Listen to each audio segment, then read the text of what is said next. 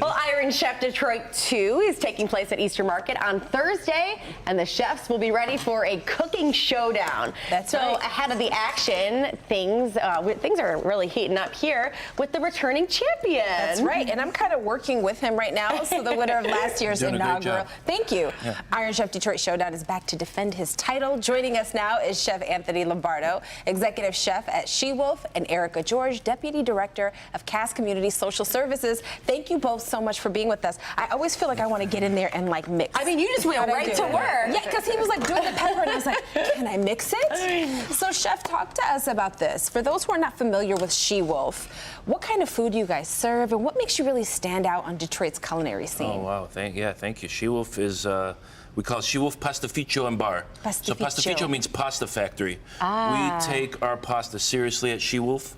We mill our own flour, and we make our own flour. Our flour has a very short shelf life, so once we mill it, it's freshly milled flour, and it needs to be made into pasta or bread within a couple of days. So no preservatives, no additives, and we really consider ourselves as She-Wolf like a contemporary Italian restaurant.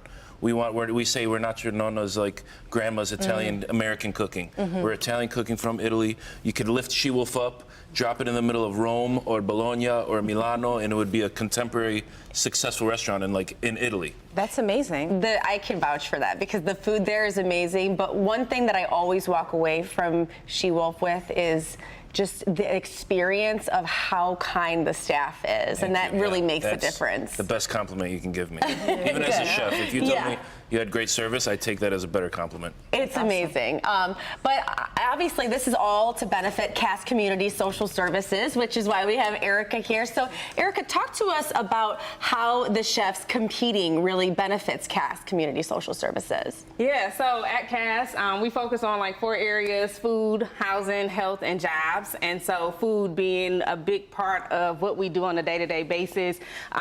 This event will truly help our food department to make sure that we continue to feed the 300 plus people that we're serving on a day-to-day basis, 3 meals a day.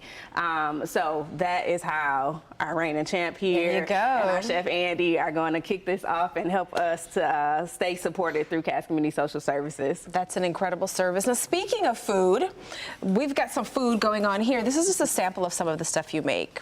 Talk us through this. That pasta This is looks cacio amazing. pepe. So in here you just have literally pecorino cheese, a little black pepper, and a little pasta water. I stirred in that all black that's in pepper. there. And you stirred in the pasta water. So now we're going to put the noodles in. What kind of noodles are those? This is called tonarelli.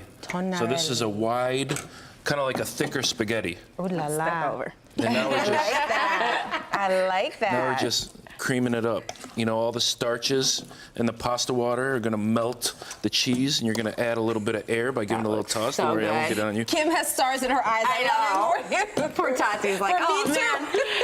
Okay, so talk to us about how this competition works and how it's going to work on Thursday. Yeah, I mean, it's a real competition. It's a real kitchen stadium. They build it out beautifully. Yeah. We have the same amount of access to ingredients, and we have a time crunch and a secret ingredient. Last year's secret ingredient was Faygo. We knew. No way. We only knew right before it came out on a cart, and so.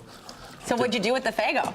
I made like a watermelon red pop gazpacho. Oh, that's with like very little creative. cucumbers and a little spice in there, and I think that was kind of the dish that put me over the edge. Nice. You won. So, Chef, what's your approach? Do you have like special strategy going into this? You know, it's tough. It's such a surprise, the ingredient. So you have to kind of you're relying on your years of experience. And me and Chef Andy, we've both been cooking for a long time, and he's one of my best friends, and his restaurant, we're like restaurant neighbors. We really kind of helped, define that street and that corridor. Wait, Chef Andy, I'm blanking on Selden his Standard. Selden Standard, yes, which is another amazing restaurant. Yeah, Selden Standard as well. So this is a friendly competition. Yes. It is friendly, but at the same time, we've been texting each other, talking a little bit of smack. As you should. I'm not going to let that trophy go easy. I know, that's right. Absolutely So give us the details of the event, because Kim and I will also be there. We'll be hosting it, which you're excited about. I'm so excited. So can anybody, are tickets sold out or? No, please Still buy tickets. Okay. Buy tickets, buy tables, buy high tops. Tickets right now are going for $50. Last year we had almost 500 people there, so we are looking to top that this year. And the day of the event, you'll have vendors there. We've got, probably 15 to 20 different vendors where you can sample different items from those places. And then, like Chef said, we'll have 3 rounds.